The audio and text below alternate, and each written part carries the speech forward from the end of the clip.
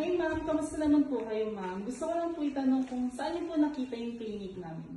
I'm very good and nakita ko yung clinic nyo via Facebook advertisements.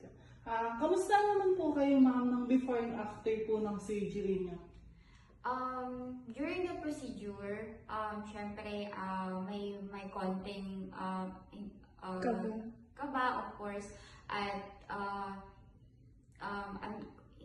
hindi komportable, pero after the procedure, worth it naman.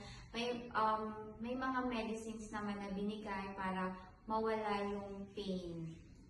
Ganun po ba ma'am? Saan yung ano naman ma'am? Ano po yung masasabi niyo kay Doc sa clinic and sa buong staff po ng Diva ma'am? For the clinic, the staff and doctors, they are very professional, very nice. They answered all my questions and I'm very grateful sa nangyari or experience na to sa akin. Ano naman po yung masasabi niyo ma'am sa mga kababaihan na takot po magpa-proceed?